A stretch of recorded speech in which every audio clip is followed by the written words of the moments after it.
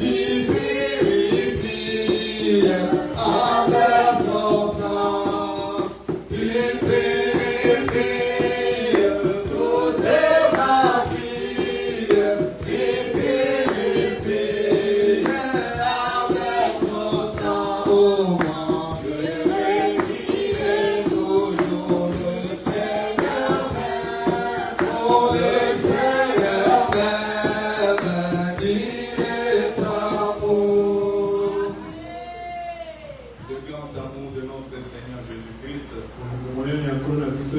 il a tout payé pour toi et moi. Nous devons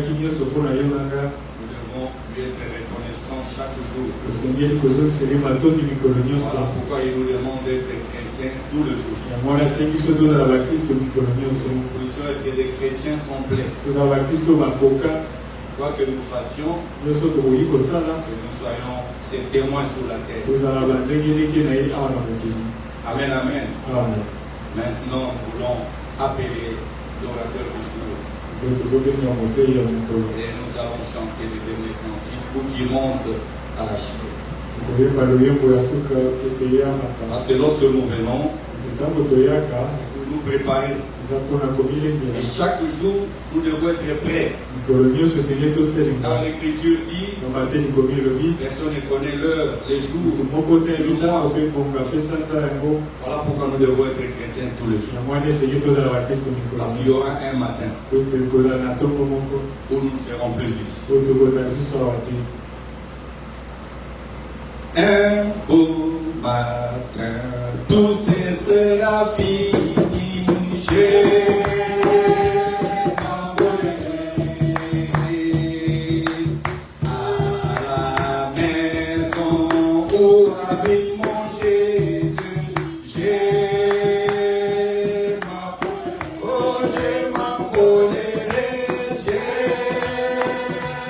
m'envolé, oh gloire,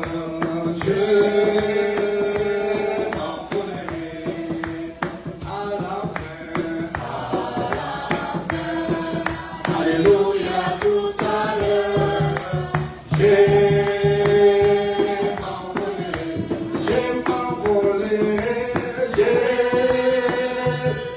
m'envolé, oh gloire, j'ai m'envolé à la fin,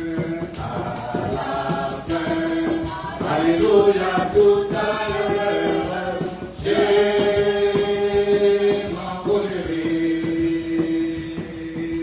juste encore un peu de temps et alors j'ai m'envolé à la maison où habite mon Jésus. Moi j'ai m'envolé, oh gloire,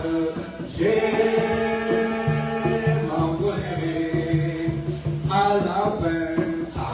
la fin, Alléluia, tout à l'heure, j'ai m'envolé. Que Dieu vous bénisse.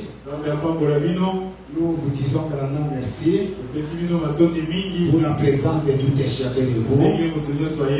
Et nous remercions aussi notre pasteur pour nous avoir accordé sa chair. Et frère Branham dit, si quelqu'un vous donne sa chair, il vous a honoré. Sans plus tarder, nous allons nous mettre debout. Nous sommes dans Luc chapitre 8, verset 40. Luc 8, 40. La Bible dit, à son retour, Jésus fut reçu par la foule, car tous l'attendaient. Et voici, il vint un homme nommé Jairus, qui était chef de la synagogue. Il se jeta à ses pieds et le supplia d'entrer dans sa maison. Parce qu'il avait une fille unique d'environ 12 ans qui se mourait.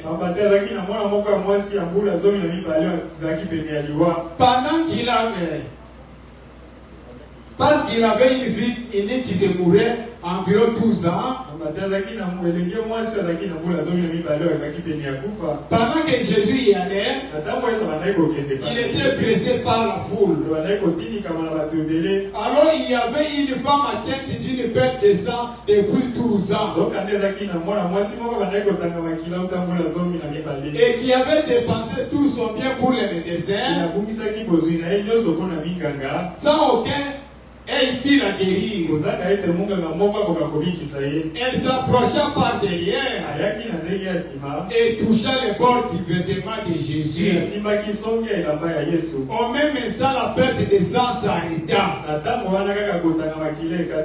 Et Jésus dit, qui m'a touché?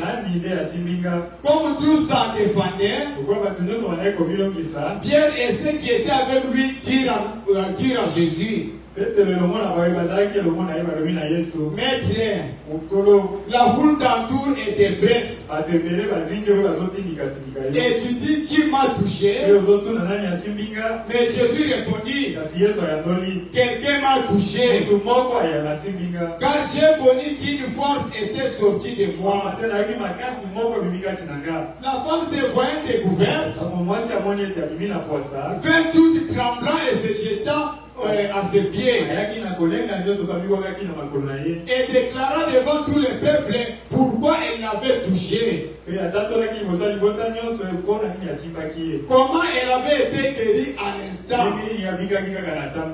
Que Dieu ajoute la bénédiction à la lecture de sa parole. Amen. Oui, bien aimé, ce matin nous voulons parler sur la guérison divine. Parce que le prophète dit, la rédemption est double. Le Dieu qui nous guérit dans la chair, il est le même Dieu qui guérit l'âme. Et nous ne pouvons jamais prêcher la guérison de l'âme sans prêcher la guérison du corps. Parce que la guérison du corps nous a été donnée comme les arrêts de notre résurrection. Et depuis l'Ancien Testament, si nous regardons dans Esaïe chapitre 35, comment le prophète Esaïe a parlé de la guérison, comment il a prophétisé de la venue du Messie, et il nous a donné des signes. Et quand le Messie viendra, il fera telle chose, telle chose. Dans Esaïe chapitre 35, verset 3. Esaïe 35, verset 3. Fortifiez les mains languissantes et affermissez les genoux qui chancellent. Dites à ceux qui ont les têtes troublées, prenez courage, ne craignez point. Voici votre Dieu, la vengeance viendra, la rétribution de Dieu, il viendra lui-même et vous sauvera. Alors, s'ouvriront les yeux des aveugles, s'ouvriront les oreilles des sourds. Alors le porteur sautera comme un cerf, et la langue du muet éclatera de joie. Fortifiez vos mains languissantes et affermissez les genoux qui chancellent. Dites à ceux qui ont les cœurs troublés, prenez courage, ne craignez point. Il viendra, lui-même il viendra. Et quand il viendra, les porteurs vont sauter, les malades vont se guérir, les muets vont parler. Esaïe a donné les signes. signe. C'est pourquoi le Messie est venu. Comme nous venons de lire, il y avait un jaloux qui était sacrificateur. Et Branham l'appelle un croyant en secret. Un croyant en secret. Parce que les sacrificateurs ne croyaient pas le message de Jésus. Parce que le message de Jésus était contraire à leur enseignement. Les jaloux, ils croyaient en secret. Un jour, sa fille tombe malade.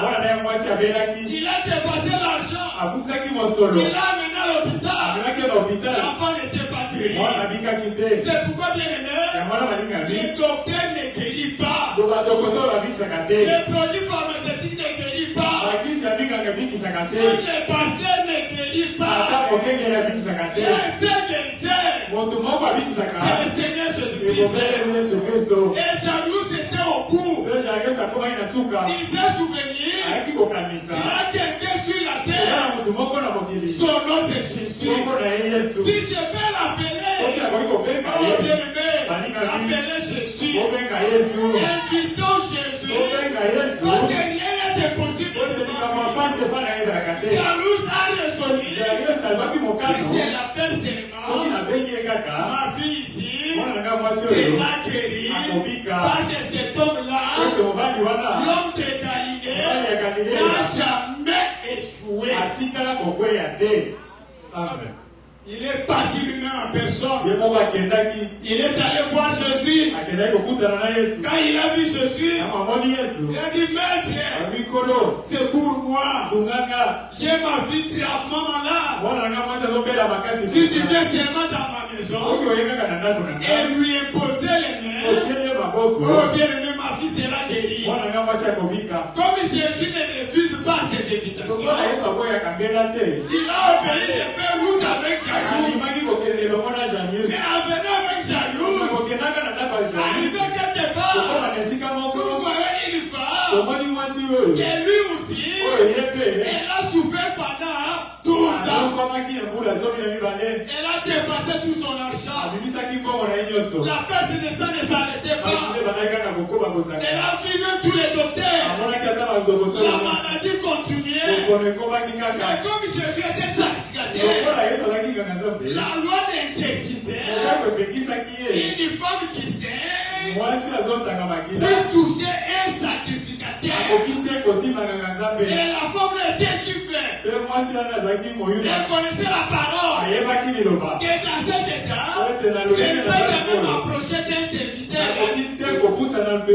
C'était la loi de Moïse. Mais elle dit en elle-même, si c'est les mains, je touche pas de salon, la perte de sang s'arrêtera. Oh bien-aimé, la foi c'est une révélation.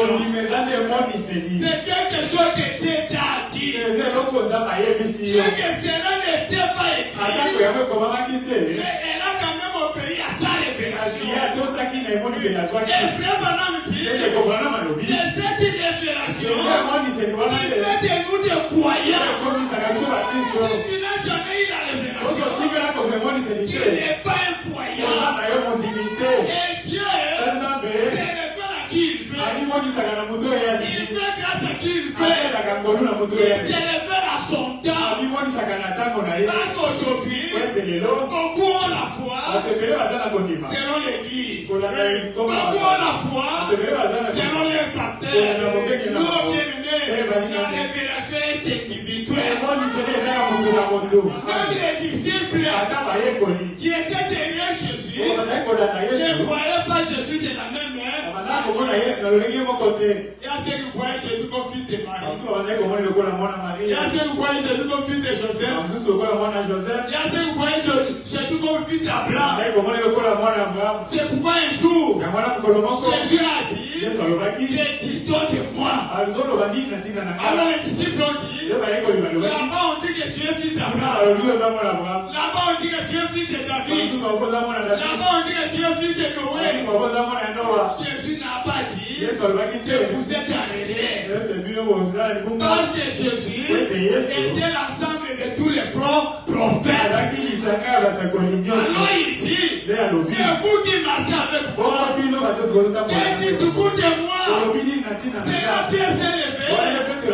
Il a dit, tu es le Christ, tu es fils du Dieu vivant. Jésus a dit, ce n'est pas possible. Ce n'est ni la chair, ni le sang, ni le séminaire, ni l'université qui t'ont révélé cela. Mais c'est mon Père qui est dans les cieux qui t'a révélé cela. Moi je te dis que tu es Pierre. Mais sur ces noms, j'ai bâti mon église. Que les portes de ce jour de mort ne prévendront point contre elle.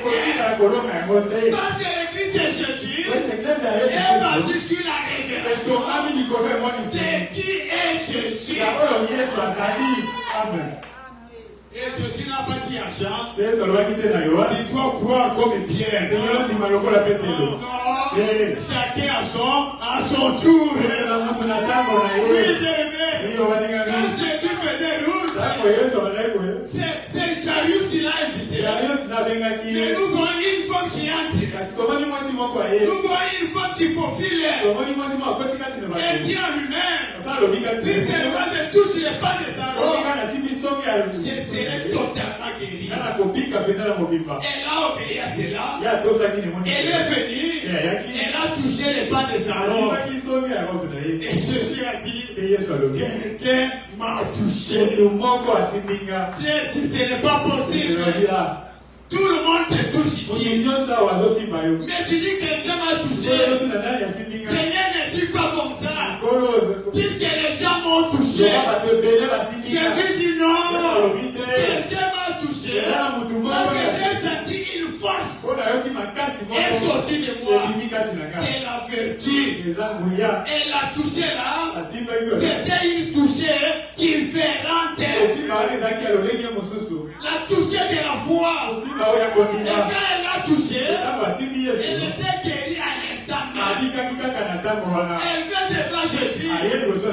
Non, Seigneur, c'est moi qui t'a touché. Voilà le pourquoi j'étais touché. Et ton Dieu m'a guéri. Bien-aimé, quand Dieu oint son serviteur, même son ombre est oint. Même ses habits est oint. Parce que dans la Bible, nous voyons l'ombre de Pierre guérir les malades. Paul a prié sur les lèvres et la guérison s'est manifestée. Et c'est Dieu là. La Bible dit il est le même hier, aujourd'hui et pour toujours.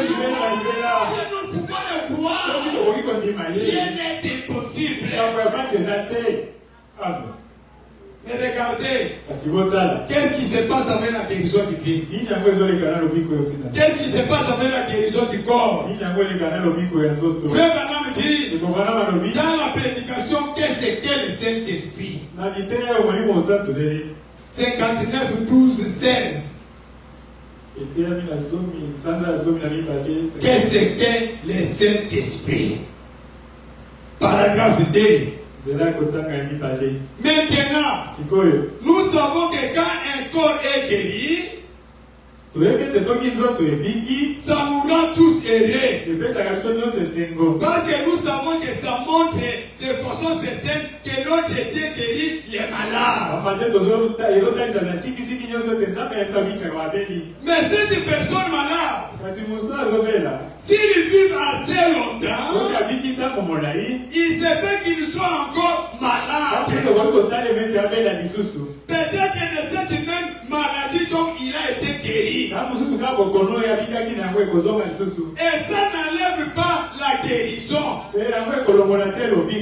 médecin va donner un médicament contre la pneumonie. Et c'est peut que 10 jours plus tard, il meurt d'une pneumonie. Une fois qu'il a été déclaré guéri, elle revient de nouveau. Mais quand cette âme est guérie, alors vous avez en vous la vie éternelle. La guérison du corps, on peut prier pour toi aujourd'hui. Dieu te guérit. Demain, tu tombes encore malade. Les voix de la même maladie. Oui, bien-aimé. Mais quand Dieu guérit là, l'âme a la vie éternelle. Et l'âme est guérie pour toujours. Dieu ne guérit jamais l'âme deux fois. Dieu guérit l'âme une seule fois. C'est pourquoi, bien-aimé, quand vous tombez malade, ne perdez pas courage. La guérison divine, c'est notre héritage. Dans Luc chapitre 8, là où nous étions, dans son verset 49,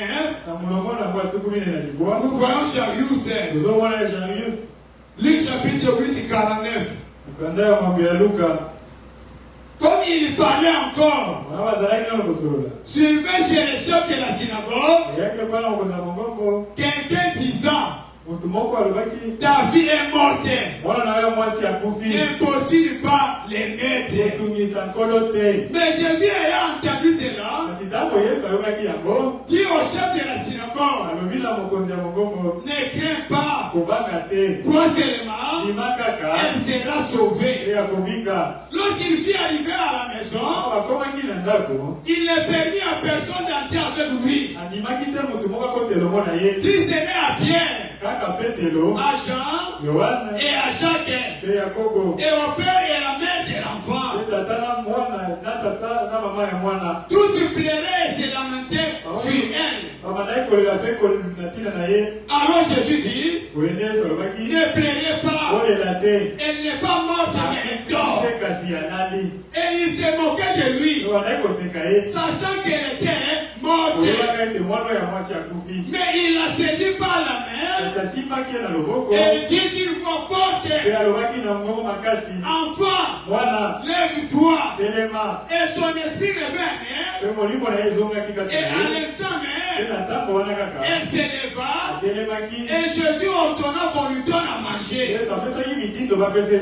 Les parents de la jeune fille firent dans l'étonnement.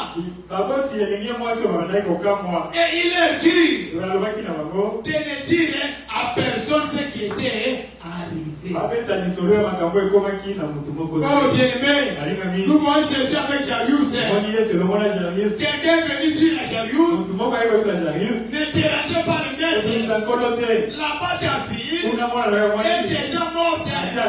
Mais Jésus dit à Jarius, ne crains point, crois seulement. Si tu crois, elle sera sauvée. Ils ont marché ensemble jusque dans la maison. Arrivé dans la maison, Jésus a trouvé les gens en train de pleurer. Et Jésus leur dit, ne pleurez pas sur l'enfant. Elle n'est pas morte, mais elle dort. Oh bien-aimé, un chrétien ne meurt pas. Un chrétien dort, ne craignez pas la mort. La mort, ce n'est pas la fin.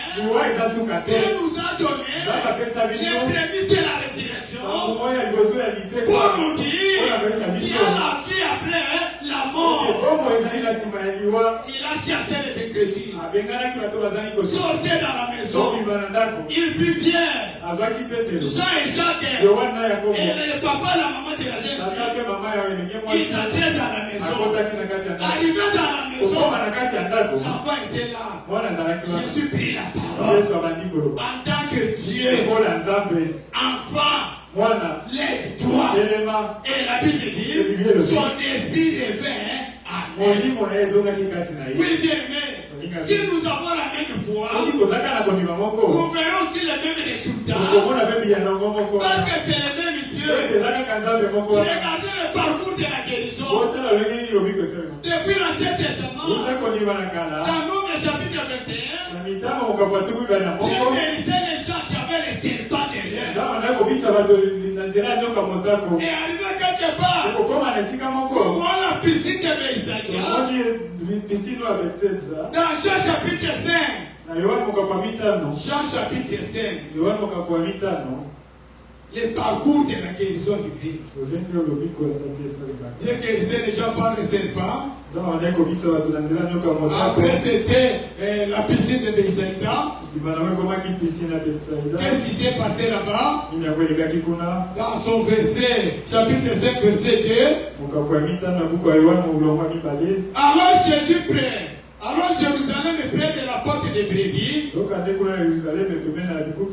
Il y avait une piscine qui s'appelait en hébreu Bethsaïda. Et qui avait 5 portiques. Sous ces portiques étaient couchés un grand nombre de malades. Des aveugles, des boiteux, des paralytiques qui attendaient le mouvement de l'eau. Car un ange descendait de temps en temps dans la piscine et agitait l'eau. Et celui qui est descendu le premier, après que l'eau avait été agitée, était guéri, quelle que soit sa maladie.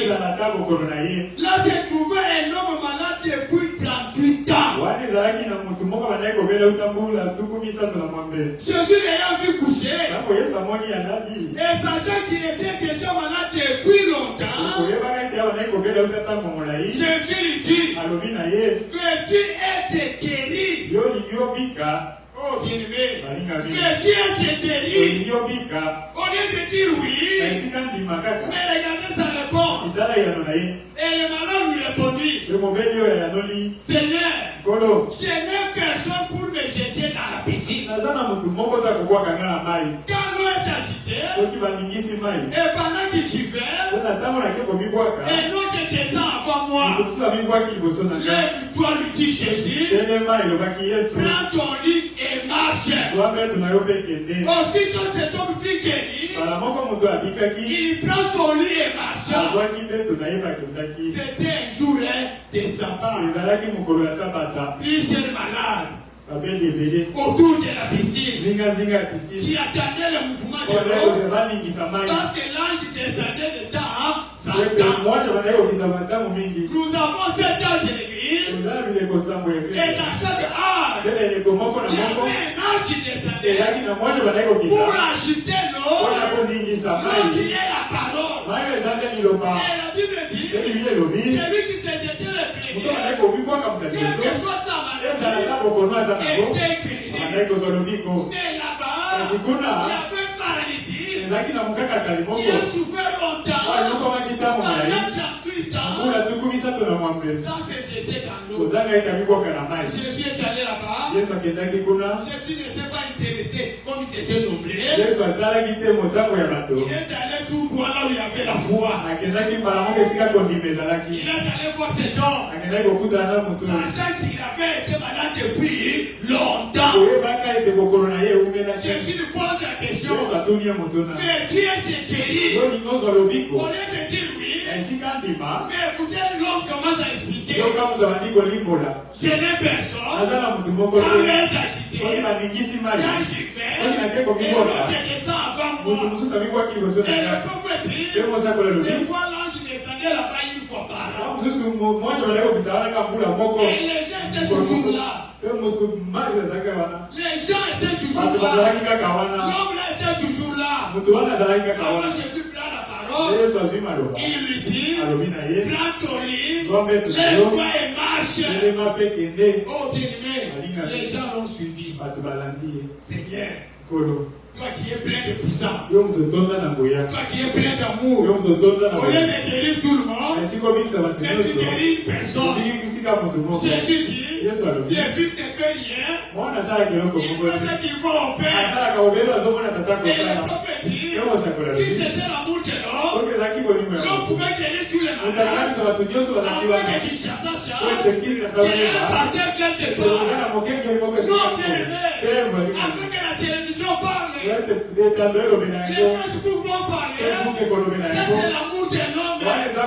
Mais l'amour de Dieu a guéri une personne. Il ne change pas. Si tu as la foi, tout est possible. Et le succès de l'église. Succès de l'église ne réside pas à la télévision, à la radio. Le succès de l'église réside dans la puissance de la prédication. Comment expliquer? Jésus guérit une personne et la personne ne dit jamais aux gens et c'est moi qui t'ai guéri. Oh bien-aimé, nous avons perdu le nord. C'est de l'orgueil. Tout ce que vous voyez dans les télévisions, c'est de l'orgueil. Dieu n'est pas là. Frère Branham dit les grandes choses ne font jamais de bruit. Quand le soleil se lève, silence. Quand le soleil se lève, silence. Or sur la terre, aucune vie ne peut vivre sans la lumière du soleil. Vous ne verrez jamais le soleil qui c'est moi. C'est moi, non. Et chaque lever du soleil apporte une bénédiction. Aujourd'hui, c'est l'orgueil qu'avait Balaam. Ce qui se passe dans les églises, c'est l'onction de Balaam. Et derrière cela, il y a de l'argent. Il y a de l'argent. Parce que Balaam, Dieu a dit ne va pas. Mais comme on lui a proposé une grosse enveloppe, il a dit ce n'est pas possible. Je risque de manquer des opportunités. Il est allé encore consulter Dieu. Dieu lui dit, pour cette fois-ci, va là-bas et ne maudis jamais ce peuple. C'est un peuple béni. Un peuple béni. Ne le maudissez pas. Parce que celui qui est béni est béni. Et Balaam, à cause de l'argent, il sera son âne. Il sera son cheval. Il a parcouru la route pour aller récupérer l'argent. Arrivé quelque part, l'ange descend pour l'empêcher de ne pas aller. Mais le prophète aveugle. Mais la naisse voit l'ange. Bien-aimé, il veut voir l'ange. Il s'humilie. Il court de sa terre en disant je ne peux pas voir mon Seigneur.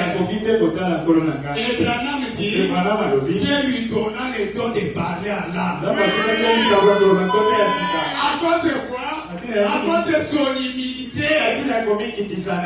Balaam qui était grand prophète, à cause de son orgueil, il était là. Il ne voyait rien. Cette bête, à cause de son humilité, il lui donna le don de parler. Avez-vous déjà vu une bête parler? Mais la bête de Balaam a parlé en langue. À cause de quoi? À cause de l'humilité. La Bible dit l'humilité précède la gloire. Et l'orgueil précède la chute. Ayez en vous les sentiments qui étaient en Jésus-Christ. Les deux étaient Dieu.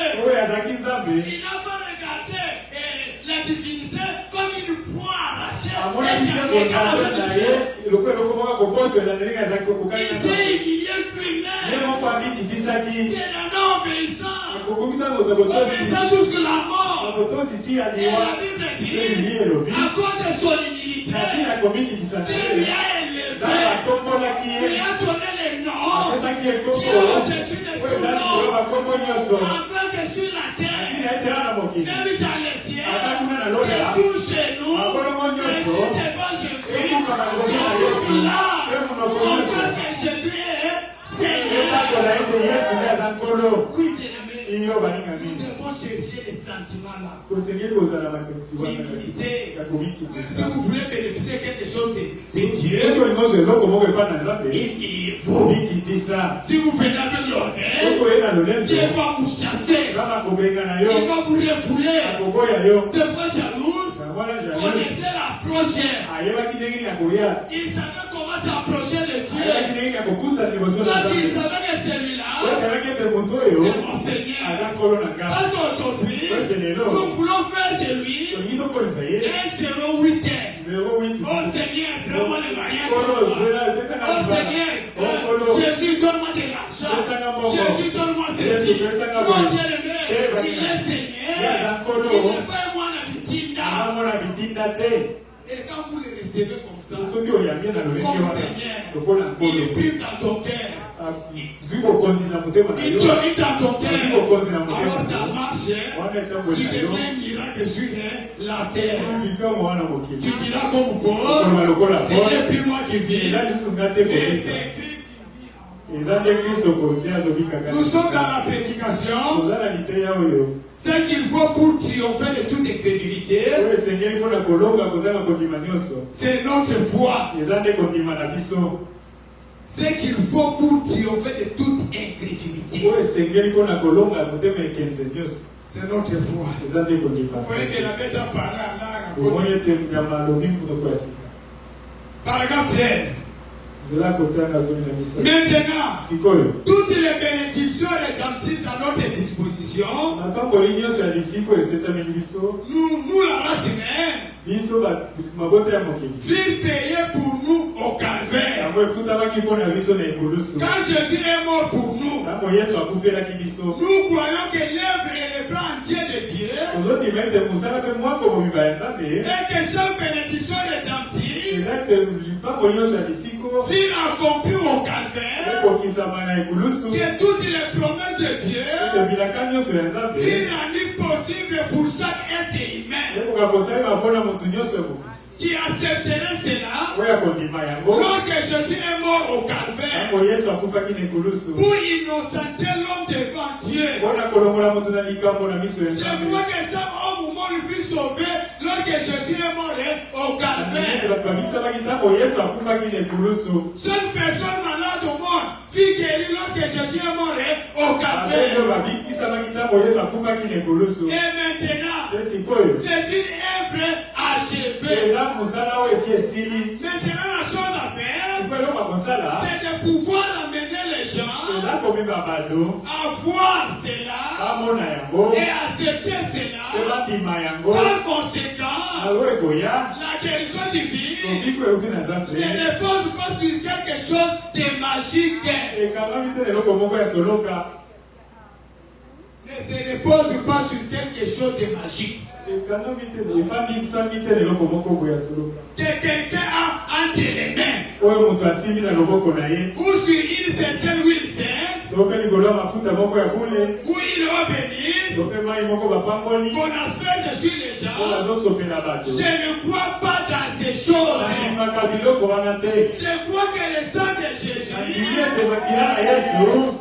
est suffisant pour tout ce dont nous avons besoin. Je crois que c'est quelque chose pour lequel on a déjà payé. Parce qu'aujourd'hui, il y a des églises qui vendent les dons. Ordonnance 10 000. Fiche 10 000. Huile 20 000. Eau bénite 20 000. Et Branham dit, l'onction qui est là, c'est l'onction des Balaam. Ce sont des esprits séducteurs. Parce qu'aujourd'hui, le diable est derrière la chair. Avec la Bible. En train de séduire des gens. En train de tromper les gens. En train de s'enrichir. Non, bien-aimé, nous sommes un peuple éclairé.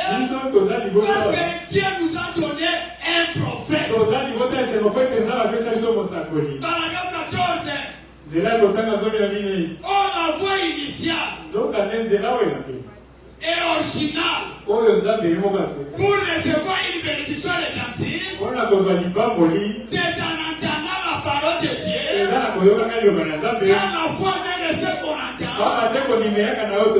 Ce qu'on entend de la parole de Dieu. Tel que la prêche, les prédicateurs.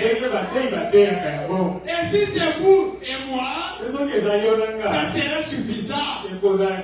Si les gens ne veulent pas nous croire, eh bien, nous les laisserions tout simplement poursuivre les chemins. Oui, bien aimé, si quelqu'un ne veut pas nous croire, nous les laisserions simplement poursuivre son chemin. Parce que Dieu, il marche avec celui qui croit sa parole. Et toi était accompli à Golgotha. Nous avons été guéris.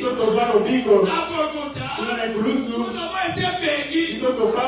Même si Jésus venait ce matin alors, qui lui dit, Seigneur, guéris-moi, il te dira, je t'ai déjà guéri.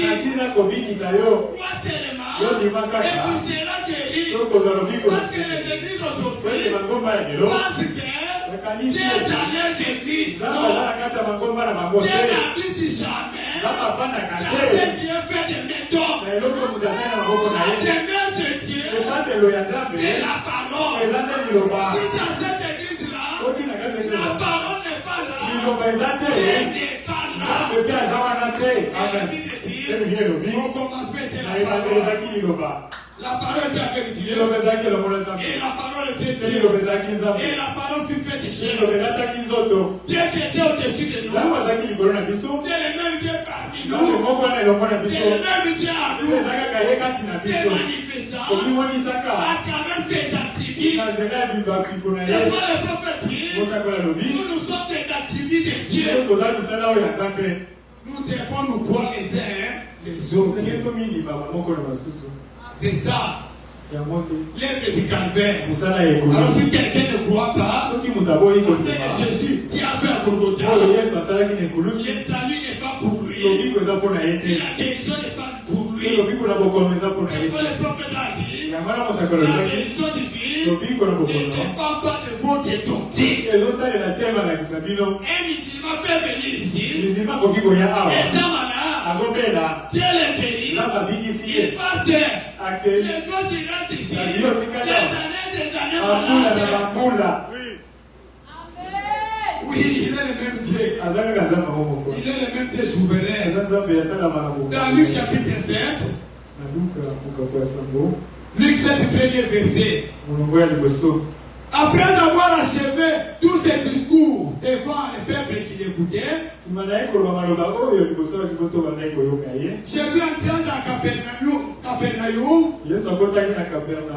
un centenier avait un serviteur auquel il était très attaché et qui était malade, sur le point de mourir. Ayant entendu parler de Jésus, il lui envoya quelques anciens d'Égypte pour lui prier de venir guérir son serviteur. Il arriva auprès de Jésus et lui dit, et lui adressait d'instances supplications, disant, il mérite que tu lui accordes cela, car il est notre nation et c'est lui qui a bâti notre synagogue. Jésus étant allé avec eux, n'était qu'éloigné de la maison. Quand les centeniers envoyaient des amis pour lui dire, Seigneur, ne prends pas tant de peine, car je ne suis pas digne que tu entres sous mon toit. C'est aussi pour cela que je ne suis pas plus digne d'aller en personne vers toi. Mais Dieu est mort, et mon serviteur sera guéri. Car moi je suis soumis à des supérieurs. J'ai des soldats sous mes ordres. Et j'ai dit à l'un va, il va. À l'autre vient, et il vient. Et à mon serviteur, fais cela, et il est fait. Lorsque Jésus a entendu ces paroles, il admira les centeniers et se tourna vers la foule qui le suivait. Il dit, je vous l'ai dit même en Israël, je n'ai pas trouvé une aussi grande foi. Et le tour à la maison, les gens envoyés par les centeniers pouvaient guérir les serviteurs qui avaient été malades. Jairus était un juif. Il a imploré le Seigneur pour imposer les mains à sa fille. Et Branham dit l'imposition des mains, c'est la tradition juive. Mais les centeniers aussi qui étaient païens romains, lui il a dit dis seulement un mot. Prononce simplement la parole. Je crois en toi. Je sais ce que tu es. Si tu prononces la parole, ton serviteur sera guéri. Et Jésus a regardé la foule. Il a dit, même ici en Israël, je n'ai pas trouvé une si grande foi. Et à l'heure même, le serviteur fut guéri. Les nobles romains, paragraphe 3.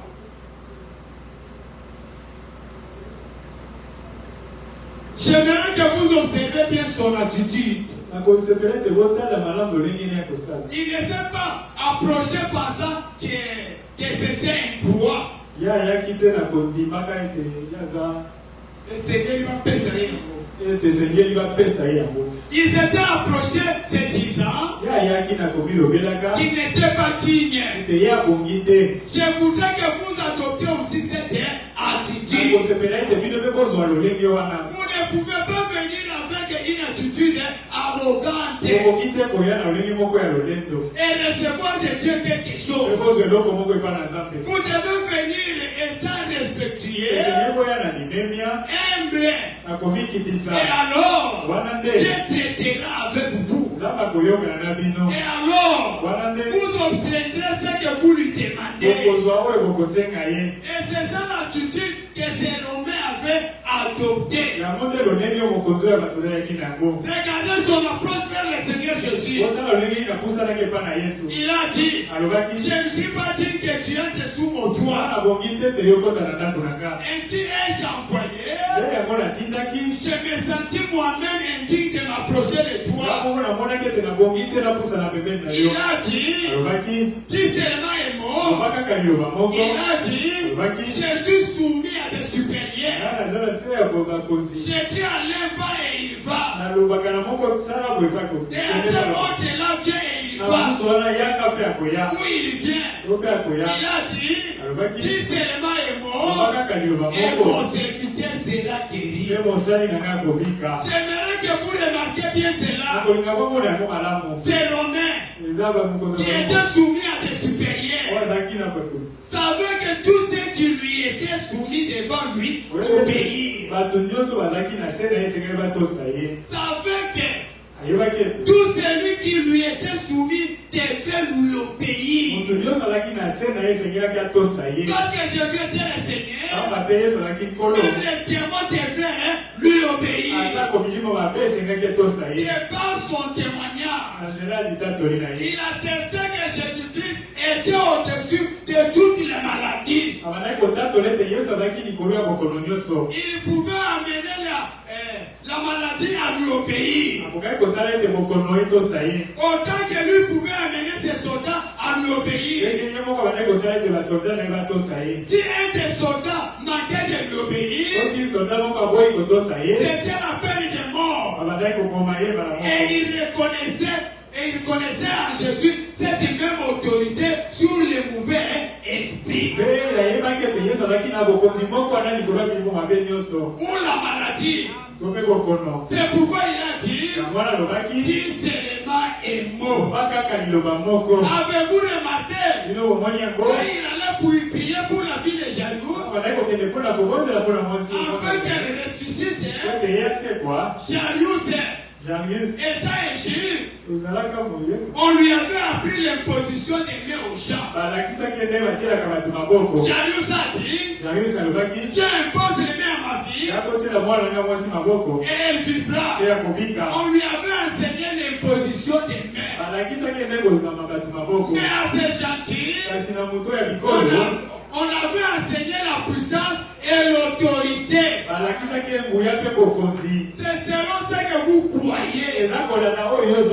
Tous les deux avaient foi en Christ. Il a dit, Dieu est mort et ça sera accompli. L'autre a dit, impose les mains et ça sera fait.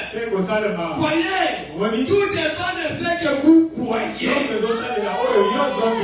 Eh bien, maintenant, c'est le cas ici ce soir.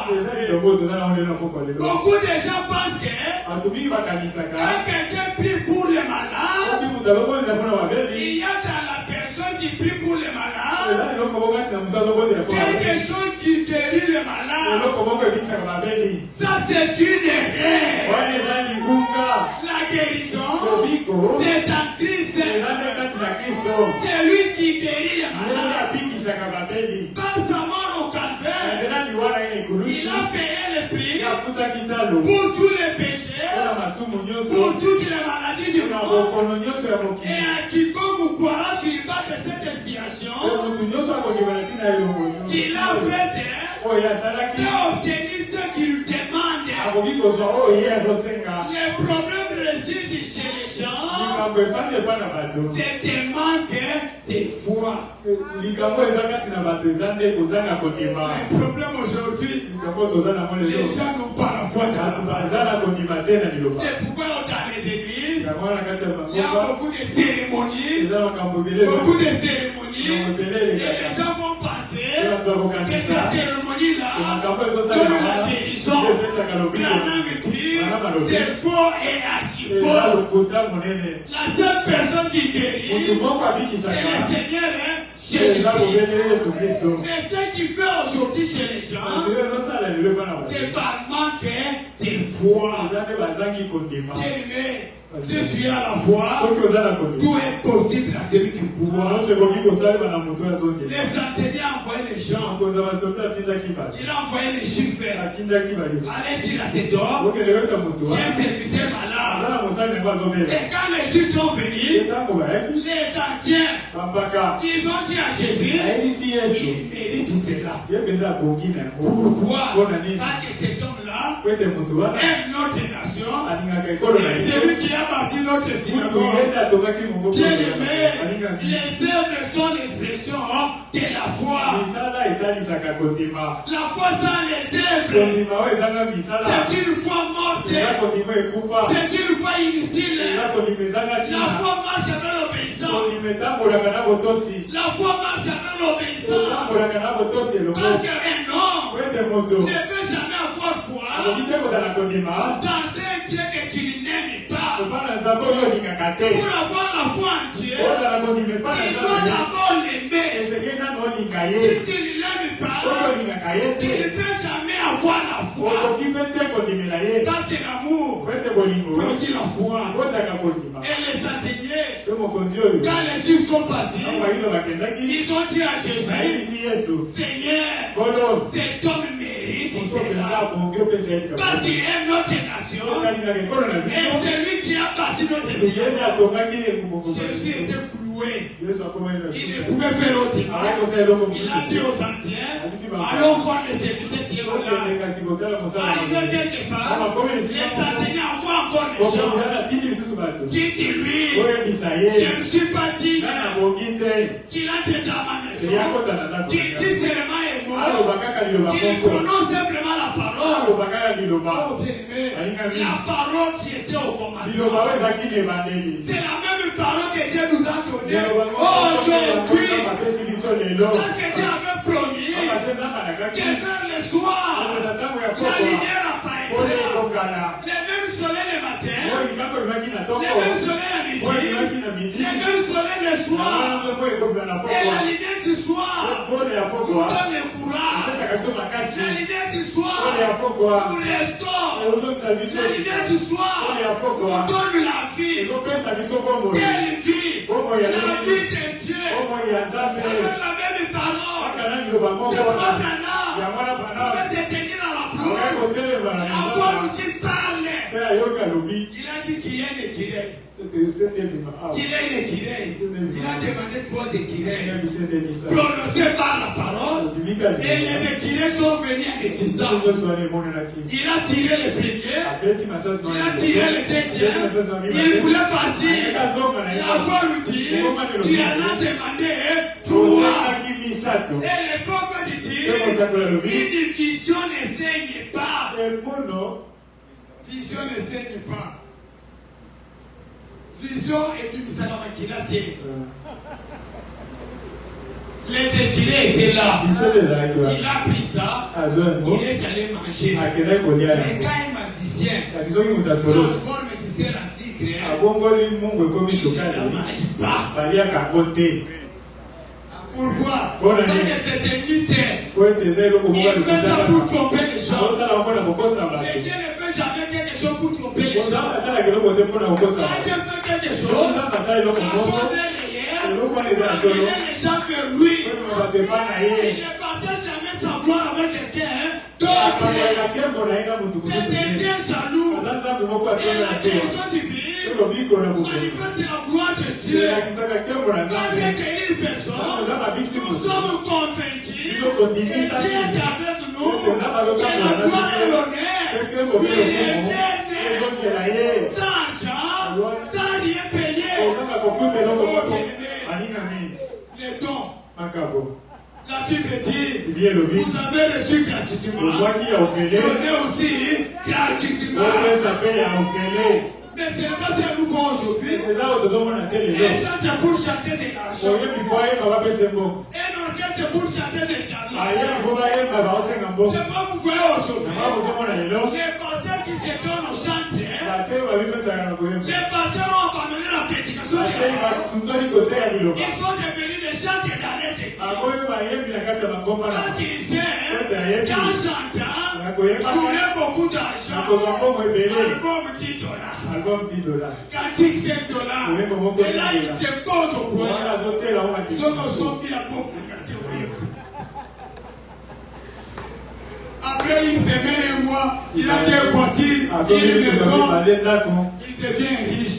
Pourquoi? Parce qu'il a train de vendre son don. Mais nous ne vendons pas les dons. Nous avons reçu gratuitement. Nous donnons aussi gratuitement. Parce que le don de Dieu, c'est pour quiconque. La Bible dit dans Jean chapitre 3, 16. Que dit l'Écriture? Jean 3, 16. Jean 3, 14 d'abord. Et comme Moïse n'aimait le serpent dans le désert, il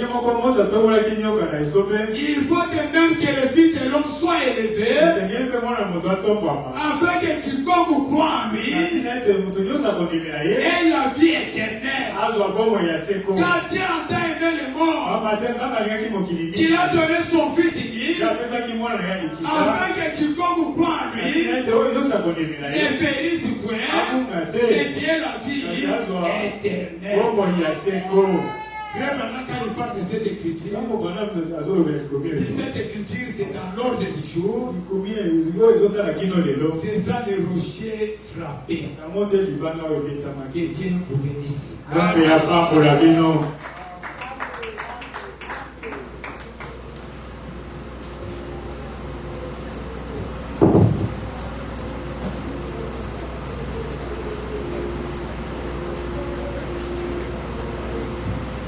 Le Seigneur bénisse notre bien-aimé. Je pense que nous avons été édifiés tous. Parce que nous avons demandé à Dieu de nous parler. Puisqu'il nous a parlé au sujet de la guérison divine, il est question d'avoir la foi. Mais par rapport à la guérison divine, La foi est une révélation. Amen, amen. Amen.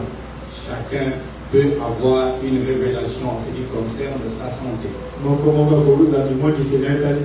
peut avoir une révélation en ce qui concerne la santé de son bien-aimé. Voilà pourquoi nous ne nous laissons pas aller avec tout ce qui est de ce monde. Parce que Jésus a tout accompli sur la croix. Son sang a été versé pour que nous puissions être sauvés. La Bible dit que c'est par ces mêmes précieux que nous sommes sauvés. Nous n'avons pas besoin qu'on nous donne de l'eau pour nous sauver. Nous n'avons pas besoin qu'on nous recommande du sel pour être sauvés. À moins que cela soit une révélation qui t'est donnée. Amen, amen. Que le Seigneur vous bénisse. Nous allons chanter parce que nous sommes arrivés à la fin. Mais bien avant que nous puissions chanter, je vais juste vous dire une chose. Le prédicateur du jour, notre bien-aimé frère Salomon,